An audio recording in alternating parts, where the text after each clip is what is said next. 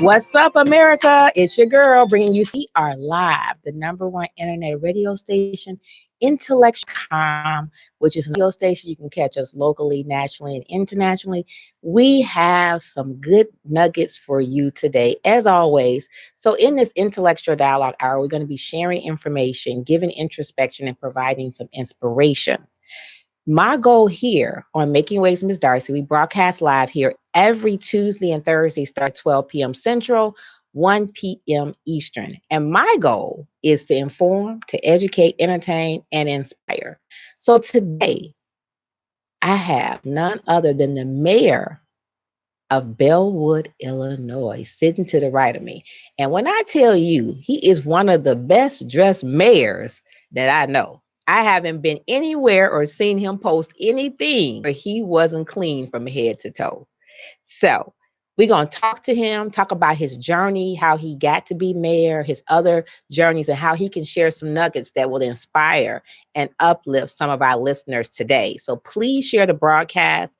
You're tuned in to Making Waves Miss Darci here every Tuesday and Thursday, starting at 12 p.m. We are guaranteed to feed your brain. We got a couple of bills to pay, and we're going to come back and talk to Mr. Harvey himself. Don't go anywhere. We'll be right back.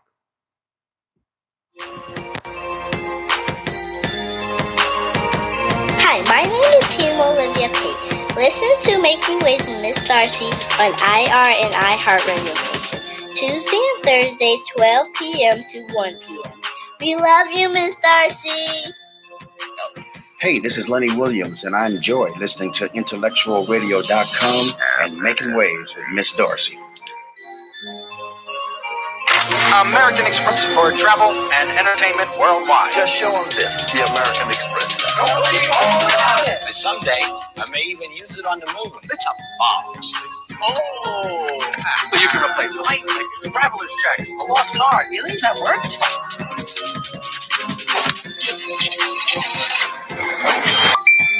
American Express's timeless safety and security are available on Apple Pay. The next evolution of membership is here. Are bill collectors calling you? Are you afraid to answer the phone? Afraid of lawsuits, garnishments, losing your apartment, house, or car? Then call us for your debt relief options. I'm attorney Peter Francis Geraci. Chapter 7 or 13 can relieve the debt pressure. Call us now for a free phone mini consultation or log on to infotapes.com. We're the law trust to get you out of debt. 1-800-401-4010. Welcome back. If you're just tuning in, I have none other than the mayor of Bellwood joining us here in the studio. If today is your birthday, happy birthday to you. Wishing you many, many more birthdays in the years to come. And I hope you get everything that your heart desires. We are celebrating the anniversary. Huge congratulations to you, because it's not an easy thing. So congratulations to you. And I wish you another 20, 30, 40, 50, 5, 10, 20, whatever it is. I wish you more. How you doing this afternoon, Mayor Harvey? Hey, Ms. Darci, I'm wonderful. How are you? Good. Now, before I could even ask you about you, you were out this morning before you even got to the studio. Yes, ma'am. I was out at Proviso West this morning. Dr. Abdullah over there is doing a wonderful job. She had a meeting of local mayors to come together and talk about the plan that they have at Proviso West to further the education and the intellectual going on at Proviso West. So it was a great meeting. It's a tribute to her and her staff to have community leaders come in and to be actually stakeholders in the progress of the education of our students. Wow. And as I said today, I was talking to Mayor Harvey before we started the show, is that it is so good to see mayors, representatives out in the community participating, uplifting, supporting events that go on and coming out and just saying hello. That is huge for the community. And I just want to say thank you for that, because I done seen him at so many events. And it's good to see that, not just vote someone in, but actually see them and be a part of their journey. So tell me a little bit about Mayor Harvey. Ms. Darci, I am a young man that grew up in the village of Bellwood, been living in the village of Bellwood since 1969. 50 years. I'm getting ready to celebrate my 50-year anniversary. So I live, I breathe, I love everything about Bellwood and about the community. And when I say the community, I don't just include Bellwood, because not only did Bellwood raise me, but Maywood, Broadview, Melrose Park, all these communities raised me. Um, of course, I attended every school in District 88. So I'm a product of District 88. I'm a product of Proviso 209. I did go to Proviso West High School, and went to the military as 18 years old. And I do have to do a shout out to my wife, because it October 15th, our anniversary. We're in our 37th year of marriage. Wow, congratulations, Miss Harvey, 37 years. Congratulations. Yeah, most people look at me strange when I say that, but we got married when we were 18. So but you're still together. So yeah, what was one thing that you can give to someone who's listening, who's saying they're ready to give up on their marriage? What was one thing that you all kept working at to keep it going? Well, I have a very, very easy wife. She's very how can I say, she's in my corner. Okay. So, and we work hard together. We, at a young age, when I was in the military, we actually went to Germany together. So we grew together. When you're 18 years old and you're in a foreign country and you all that you have, you tend to lean on each other more. But I think the most important thing that most people have to understand, like with our relationship, it's never 50-50. People believe that a marriage is 50-50, but today it might be 90-10, tomorrow it might be 20-80, and tomorrow the next day it might be 50-50. You have to work real hard at supporting each other and just loving each other and being inspired by each other. So wow, I agree. Now, what was your favorite college course in school? My favorite college course would probably be psychology. Why psychology? I just like to study people. Okay. I like the study of people. Okay. What about newspaper? Is there a particular newspaper you read in your journey? Do you have a particular one that maybe give you insight on what's going on in the community or information? Well, I try to read a variety of newspapers, the Tribune, the Sun-Times, the Wall Street Journal. I pick up each and every one of them every day just to see if I can get a little bit more knowledge and a little bit more edge, especially in the community and economic development, which is huge in our community. I'm just trying to get an edge all the time to see how we can attract more businesses to the community. Okay. Now I'm looking at your bio, and you were the first African-American firefighter, fire chief, and then the mayor of Bellwood. Tell me how all that came about. Well, it all came about by accident, because as I got out of the Army, I got a job at the post office. And most of us in our community, when you get a job at the post office, you think you've made it. Like, I'm good. That's I don't have to go nowhere else. My father was a 40-year employee at the post office, so I was following his footsteps. And one day, a friend of mine came to my house and said he was going to take a fire department test at the village of Bellwood. And I was like, I'm okay. I don't need to do that. But I tagged along anyway. So I took the test, and by chance, took the test and came out number one on the list, which made me a little nervous because there was no African Americans in the fire service in the village of Bellwood at that time. But I talked to my family, I talked to my wife, and a few other people, and it was like, go for it, give it a shot, something that you might like. So I tried it. I liked it. I loved it because I love helping the community. I love the children. I love to see, when I was a firefighter, a young firefighter, I love to see, as I'm driving the fire engine, that people in my community, especially the young males in my community, would look up to me and say, man, that's really something special. And I would let them know that you too can aspire to be whatever you want to be. So it made me feel well. After that, 8 years into the job, my mayor came to me and said the current fire chief was retiring, and I had been going to school. I had been studying. When I first got to the fire department, I had a high school diploma, but someone else in the fire service said, go back to school. So I went to Triton College and got an associate's degree. I went to Southern Illinois, got my bachelor's degree, and at that time I was working on my master's. So the fire chief that was leaving said to the mayor, this kid, he's very special. He's really about the community because he's from the community, and we think we should give him a chance. So the mayor called me to his office and asked, do you want to be the fire chief? And I immediately said no. Now, was this Pasquale? No, this was Mayor Donald Lim. Okay. Yeah, he asked me, that was back in 1996. Oh, okay. He asked me, do I want to be the fire chief? And I said no. That's not what I'm looking for. I just want to be a firefighter. And he gave me some advice that always stood with me. Is he says, okay, you can say no, and you can walk out of the door. But let me tell you this, some opportunities never come back around, Right. ever. He says, so you can actually take the job if you think you like it, and you can always give it back if you don't like it. So from that point on, um, I took that to heed and I said, you know what, I'm gonna take a chance. So it's kind of tough to be 8 years on the job because I got promoted to fire chief with 8 years on the job. Being 8 years on the job, the only African American firefighter there, and having to run a fire department that had people with 25 and 30 years on the job that were in leadership positions, and I had to turn and become their boss. But I Wow. welcome the challenge. Okay. I welcome a lot of challenges. So I worked real hard at it. I'm very competitive. I'm a football player by nature, so I'm very competitive. I don't like to lose. Mhm. So, and I don't like to fail. So told myself I'm not going to fail at this. I'm going to study real hard. I'm going to figure it out. I'm going to do everything possible to be the best fire chief, best firefighter I can be. And so after some ups and downs in the fire department, got it going like we wanted it, and it's going pretty good. The mayor called the new mayor, which is Mayor Frank Pasquale, called me in 2010, and he was like, well, since you're the fire chief and you're doing a good job at it, would you like to be the director of public safety, which encompasses being in charge of the police department, the fire department, and emergency medical services? Once again, I thought about it for a while, didn't know if I really wanted to do it, but I took on the challenge because, You thought about what you had been told before. yes, I Yeah. thought about exactly what the former mayor told me.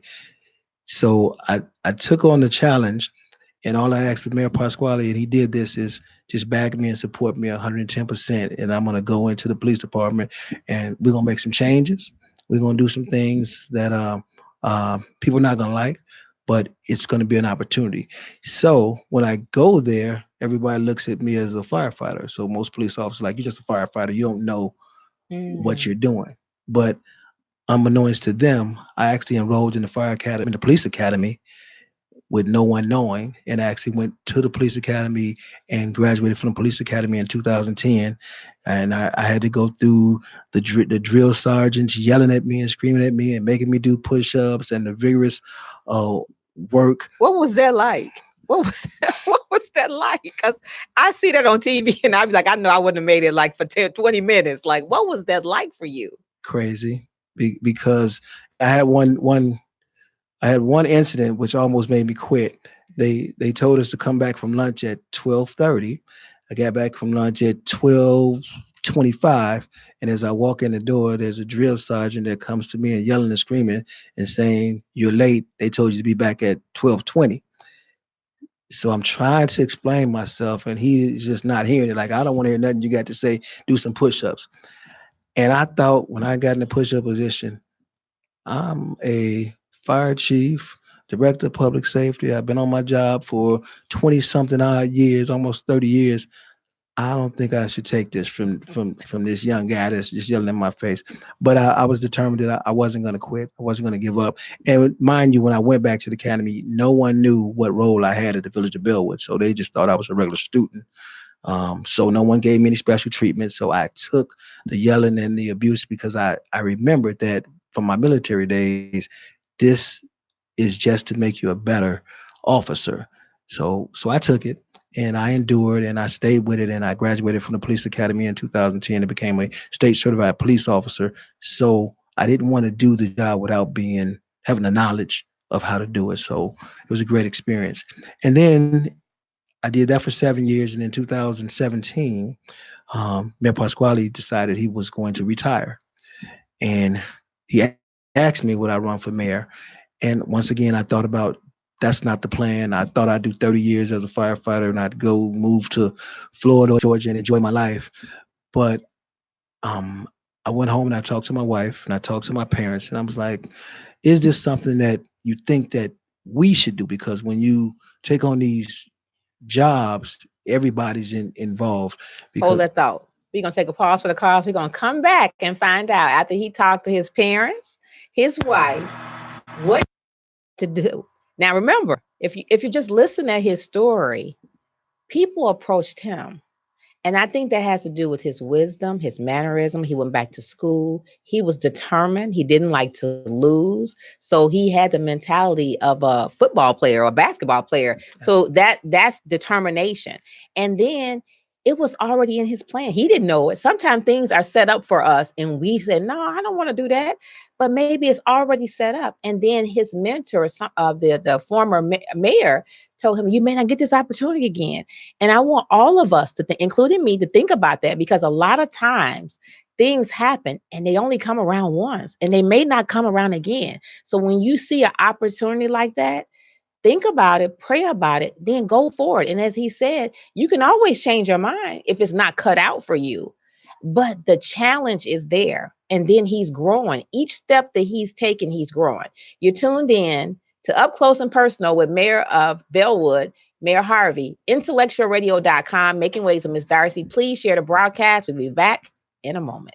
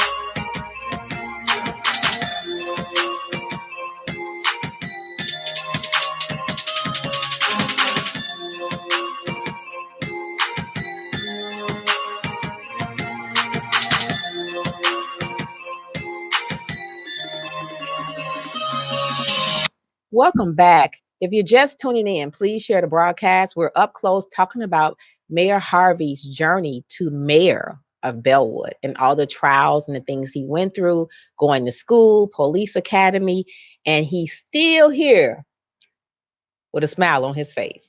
So, thinking about all the challenges, people coming to you saying, here's an opportunity for you. Here's another opportunity for you. You're in school, police academy, here's another opportunity for you. What was going through your mind? At some points, I was overwhelmed. But once again, I have a strong wife and a strong family structure. So me being overwhelmed, I would go home and talk to my wife and say, I don't know where these things are coming from. My parents both have a strong religious background and myself as well. So my mom would always tell me, this is what God wanted you to do. So you in the right place, and these opportunities are coming to you because of the Lord. It's not nobody else. So I would take that to heed, and I would think, you know what? I don't like to let people down. So I'm going to at least try it, and I'm going to give it the hardest try I can. Hopefully I'll succeed. So that's what was your favorite moment of being a firefighter? Oh gosh, a lot of favorite moments of being a firefighter. Being a firefighter is the best job in the world. My favorite moment is I can sit here today and tell people this, that I had in my career, I've delivered 2 babies in my career. So those have been. Are you serious? I'm serious. And never had did it prior. So the first time you had to deliver this baby before you made it to the hospital, what was going through your mind? Oh my God. Well, the first time, I went to school, but was trained for it. So, okay. So usually when you're in the ambulance, because I rode in the ambulance for about 6-7 years, and when you're in the back of the ambulance and you're going to pick up someone that's having contractions and about to have a baby, the first thing that goes through your mind is, I hope we can drive fast enough to get to the hospital. But they always teach you in school that one thing that you have to do before you leave is you have to look. And in both instances, as I'm looking, the baby head is crowning and coming out. So at that point, I can remember the first one was actually in the house before we moved, because you don't want to move anyone if you don't want the baby to come out, you don't know. So I had to look. And before we can even, I told my partner, get the cot and we'll get it all set up, take her to the hospital. But as I looked, I was like, don't even worry about the cot, because we're not leaving we're gonna stay right here. And that first young lady that I delivered the baby, um, to my honor, she named the child after me. So Really? yes, that was it's got to be 20 years ago. Were But she you named the nervous child. though? Were you I nervous? was a little nervous, but what I learned in time is that when a baby's ready to come out, And nothing the you could do. baby's coming out. So I just remember my schooling and made sure that I held the baby right and kept the mother calm and um You tried to cut the umbilical cord? we cut the umbilical Wow. cord So and the tied it second one, off. you was just a pro then, huh? The second one, actually, I wasn't a pro because the second one we had loaded her in the ambulance, so we're about to leave, and I said I better take a look. And as I take a look, baby was coming. So I was like, give us 2 minutes, because it only took 2 minutes after that for the baby to come out, and it was a life changing experience, I believe to it. actually deliver someone's child Because and to even help with them. training, it's still a different ball game when you have to actually do it. It is. It's a whole It is. different. It Because is. I sit on news, I see people on shows, and I'm like, oh my god. So let's catch up. So you got offered the mayor position. Yes. You said, well, I don't know. Let me go home and talk to my family, my parents, my wife, and take it from there. Yes. And I went home and talked to my wife and my kids, because I had to include my kids and my parents, because I knew if I did it, like I said, I'm very competitive, and I know I when I do something, I put 150% in it, and I know that's why I try to get to every event I can and touch every person I can and talk to every person. So I had to talk to my family to say, are we sure we can do this? Because I know it's going to take our Time away time. from your It's going to from take your our family. time. And my family is so supportive. My son, my daughter, my grandchildren, my wife, and my mother and father said, you know what? You are Bellwood. You've been here for almost 50 years. You grew up here. You've worked in the village of Bellwood for nearly 30 years. It would be something good to do. And another one of the other reasons, that was another key reason that I did, is because oh, the prior 16 years, Mayor Pasquale, Clerk Lena Moreland, myself, and some other key people in the village had did so much good stuff for the village of Bellwood, and we were moving in the right direction. I couldn't go home and go to sleep at night to think that if someone else would take the position and we would start going in a direction that we don't want to go in. So I stepped up to the plate and said, I'm going to be that person, because I'm going to make sure we keep moving in the right direction. So now this is a whole nother from firefighter to chief, director, and now the mayor. Yes. So now how did you start did you campaign? How did you formulate your run for the mayor of Bellwood? Well, the good thing for me is, like I said, I've been with Mayor Pasquale for years, and every step of the way, him and Clerk Moreland, Lena Moreland mentored me, and I kind of I study people. Like I said, I like psychology, so I studied people and I studied them, and I studied the movements, and how to campaign and how to do those things. And then when he decided to retire, he kind of put me in touch with his campaign manager, and we sat and we planned, and we just started moving forward. So what was that evening like? Were they counting the ballots? What was going through your mind when they were counting the ballots to see if you would be the next mayor of Bellwood, Illinois? Well, fortunate for me, I was unopposed. So when they counted the ballots, I just wanted to make sure there was going to be enough people out there that showed me support and love, that was going to appreciate me running for mayor, and that wanted me to do that. For each count that came in, and I seen more and more people came out and voted, and more people supported me, because it's real difficult when you're unopposed. People don't have to vote; they don't have to come That's out. right. But when so many people came out and showed support and said, "You know what? You are who we want to be in that position, and we're going to show you love and support, and cast a ballot for you," just made me it was overwhelming experience. Well, I know when I heard about it before I moved from Maywood to Bellwood, but when I heard about it, the first thing I thought was Harvey. And they was like, yeah, that's Winnie Harvey's son. I'm like, Winnie Harvey, we bowl with? They was like, yeah. I was like, yeah, we got to vote for him. I started telling people, oh, yeah, you got to vote for him. And I was just getting ready to move Is that right? to Bellwood. But I knew your mom probably 15, 17 years. And no matter what I was going through, if I was sick and I missed bowling, she would call. she would, if I walked in a bowling alley, she always has nothing but words of wisdom for majority of young women that were in that bowling alley. And to see her, I admired her style, her charisma. And she, she liked to win too now. Win too. Miss Harvey liked to win too. So shout out to Miss Harvey. But yeah, she liked to win. She was on a winning team, and she was looking to be that top female that night, or be the top. So I admire her. And I think, and you can correct me if I'm wrong, surround positive. What would you say was your biggest cheerleader or your inspiration, mentor, that brought you from where you were from the post office? Because everybody thinks like you right. When you get to that post office, you'd have made it. You ain't got to do nothing else amount of years and collect. So that had to be a whole nother atmosphere for you, another journey. And that, to me, it's like you're setting a ladder, still growing. Yes. Well, like you said, I can tell you, I am truly my mother and father's child because they are well known in the community. They are good people in the community. I don't know anybody that knows my mother or my father that has any negative or bad to say about them. So they are trying heroes and my role model. Now, as you know, my mother likes to dress, so I know I get my style Yes. of liking to dress and shoes and all that. And always been a super hardworking uh, person that will give the shirt off his back to anybody in need. So with the combination of putting them both together, I think they did a great job in Yeah, I raising me, and agree. they're definitely my role I models. agree. I agree. So what's in store for Bellwood?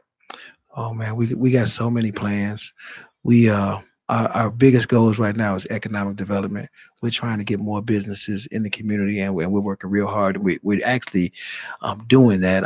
I'm trying hard to, like I say, re-talk to everybody I can that want to open a business, that have a business, big corporations, small corporations, mom and pop stores, anything. I'm trying to really open up the door and open up the village to everyone. Also, we are building houses in Bellwood. We have a program that I want to say that Bellwood is very unique in this program. We have built 22 new homes in Bellwood because we knew and we talked to people, and a lot of times Bellwood was a starter for a lot of people, and so we took that in consideration and we went out and did our own projects to build homes. So we're still building homes in Bellwood. We're completing two now that are already sold before they even are completed. So we're trying to bring up economic development, bring in the housing stock, all those things. And I'm always trying to get all the people together. One of the things that before I became mayor is I can remember my childhood. As I tell people, I've been living there since I was 5 years old. So people probably put the numbers together and try to guess my age, but I've been here since I was 5 years old, and I've actually had, which is a plus for me. I've seen the community go from one extreme to the other extreme in 50 years. And I can remember the things that we had in the community, the things that we did in the community that we wanted to make sure we can bring back to the community. The Taste of Bellwood was a vision that I had so many years ago that even when I wasn't the mayor, I was thinking that this would be a great event to bring the community back together. Because what I've noticed over the years that people move in and move out, and sometimes you don't even talk to your neighbor or know who your neighbor is. So we're all about trying to get the community back together as one. And when we did our Taste of Bellwood this year, I just was at awe to see so many people from the community sitting on lawn chairs and just conversating with the person next to them and talking to people. It's like a big family reunion. And even the people that are new to the community can come in and understand this is something special. It was packed. I Yes, mean, yes, it was packed the entire weekend. yes. And then you had the stage, you had a lineup for the stage. We stepped up under the stars. We had Iris did the workout in the morning, and then just to see all the family owned businesses in the community talking, supporting each other. I think people next to us ran out of napkins. We shared napkins. The next day, somebody ran out of forks, and they went to three different vendors and they were able to get forks. I like the fact that you had the seniors up in the front and the seniors had their own little area. And I just think it was really, really nicely planned, laid out, and people are still talking about the taste of Bellwood. Everybody is ready, gearing up for it to be bigger and better. I mean, you had animals, you had rides for the children. I mean, it was like a family affair. It It was. was a family affair. It was. Looking forward to it next year. The jerk master sold out. We sent food over. The pulled turkey and the fried macaroni balls for your team. We got good compliments.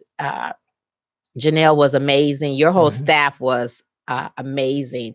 Great people to work with. They were helpful. Anything you needed, if you had a question, they made sure we took the sanitation class. Everything was like on point. So I commend you, and I also salute them. And I just think that's just it's needed. We need more family events, more things that we could all come together. Like you said, get to know people. I got to meet people that I knew didn't know that they lived in Bellwood. So that was Yeah. that was huge. Yes. So now I know our grocery store is closed. Well, well, So well. Let me correct people because people say Leamington. They Leamington. said Leamington closed, but Leamington is in Hillside, so it's not our grocery store. So Oh, I, wait a I have to minute. tell Leamington people is that. in Hillside. Yes, ma'am. Oh, well, that ain't our grocery store.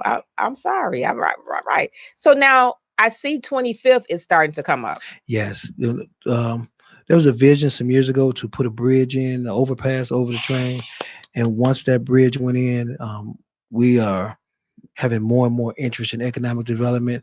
The Thorns gas station has really been a Yes. a, a pleasure to work with. People are coming to the Thorns every day that I go past the Thorns. It is super It's packed. busy, super crowded, which is good Yep. because the more people that come into the community, the more economic development people want to be in the community. And Thornton's actually is right now, as we speak, our biggest generator of sales tax in the community. So they're helping the economy in the community. And we've had a few other people. Now, I'm not gonna say a few. We had a couple other people that since the Thorntons has been there, other corporations that want to come to Bellwood.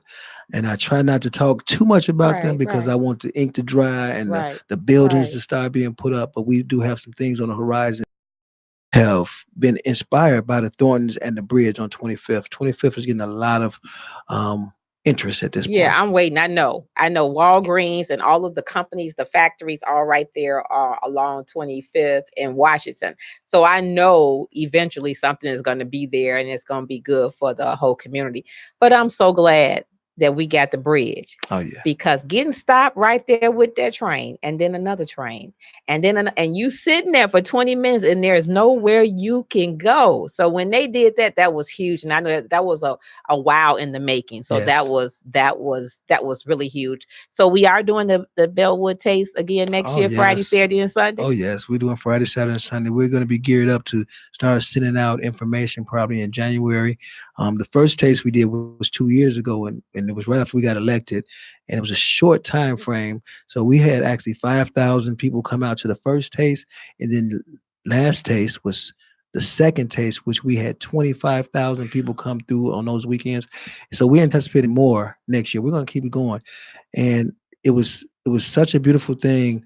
And actually, I actually shed a couple tears because I was looking at the people come out and enjoy themselves, and then we haven't had a fireworks show in the Village of Bellwood since 1976 or 1977, 40 years ago.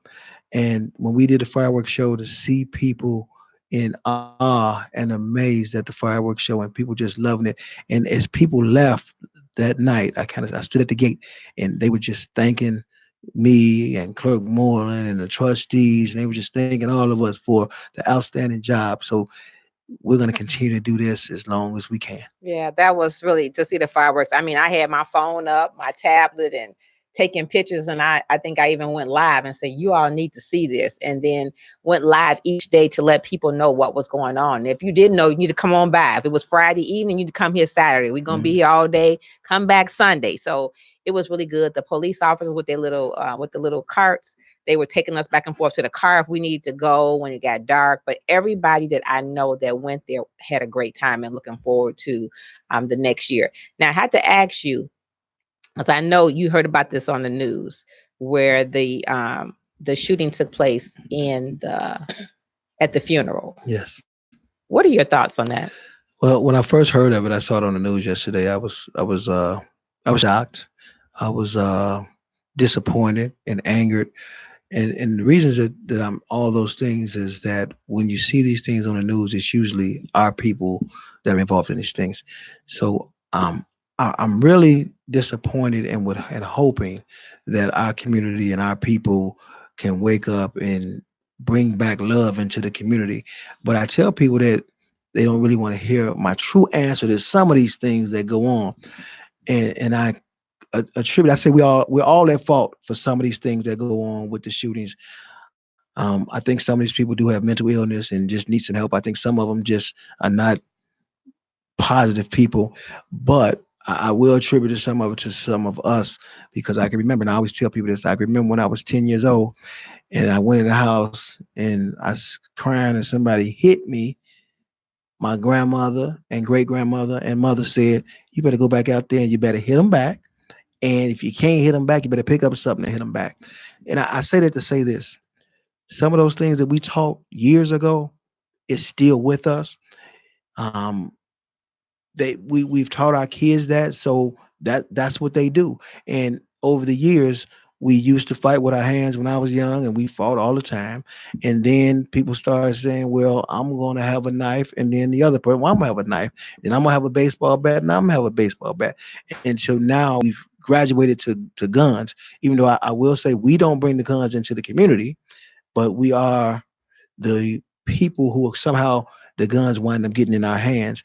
And our fighting from years ago has turned into, I'm not going to fight you because I'm not going to come out here. If I know you got a gun, I'm going to get the one up on you.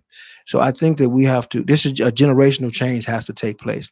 Generational, when we have to start teaching our kids at a young age, this is not going to just happen by tomorrow, that we need to have conflict resolution in our communities. We need to have more mental health dollars from the state in our communities. We need to have more mentoring in our communities. We need to have more just people showing more love, including our schools and in our churches and everywhere, to try to get a handle on this epidemic that we got right now. Yeah, and get involved. I remember when I was growing up and we was outside and my parents went somewhere, you're supposed to be in the house.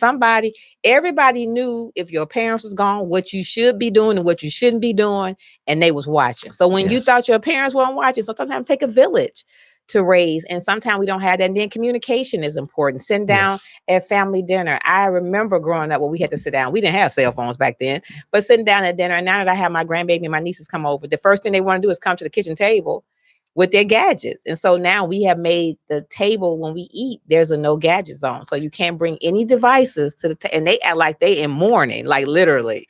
Well, and that's good. But that's one of those younger generations, because when you have younger parents and it's time to it's old days, the baby's crying, you give them a bottle. Now it's like, here, take my cell phone. Yeah. And you won't hear nothing outside them unless they're ready to eat. You don't even know they're in the house. I mean, it's just like mesmerized. So I appreciate you sharing your story. I know people here can benefit, get some nuggets. We're going to come back, take one quick break. And what word of advice could you give to listeners or viewers who are maybe where you were at the post office or just got a job and they have a skill or a talent that's yearning for them and they're not sure whether they could do it, and people are saying they can't do it, it's not meant for you.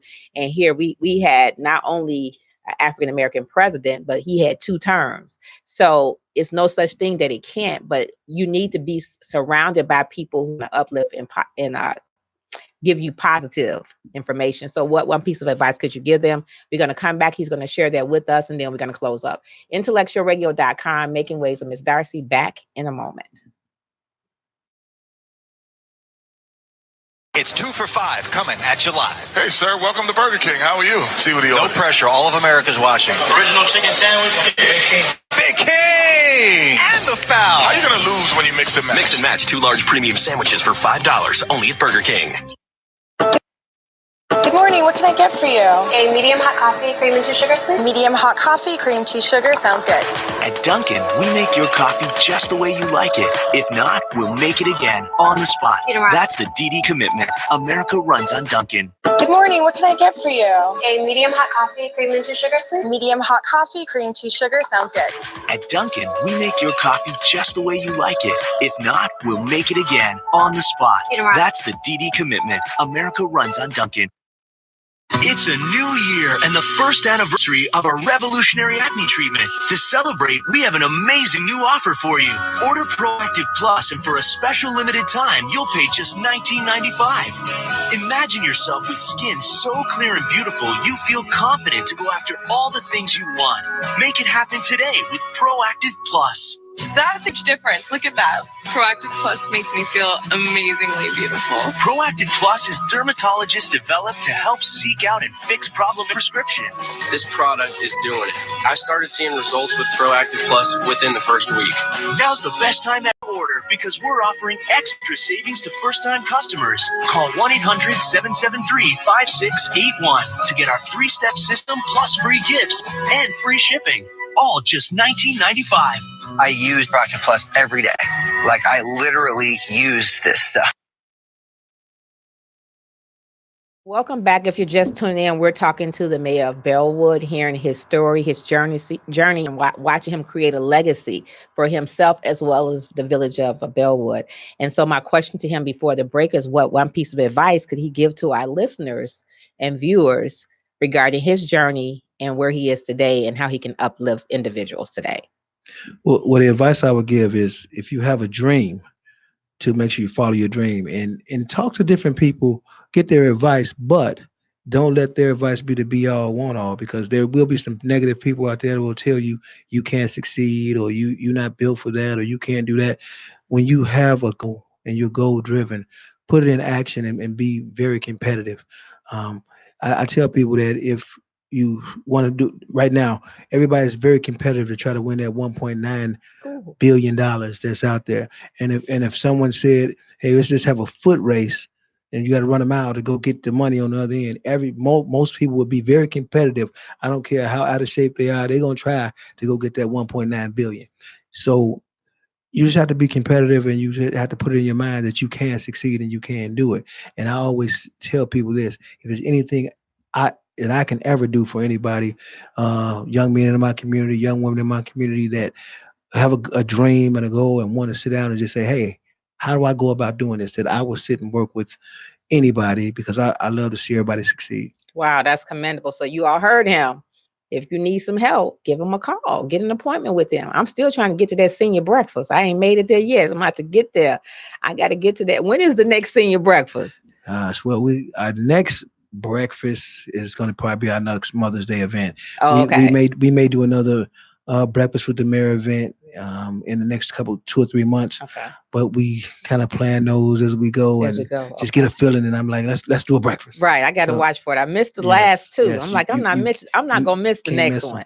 Well, we thank you for taking time out of your busy schedule. I know you have a lot on your plate, but I appreciate you bracing our platform today and sharing with us your journey. Please come back.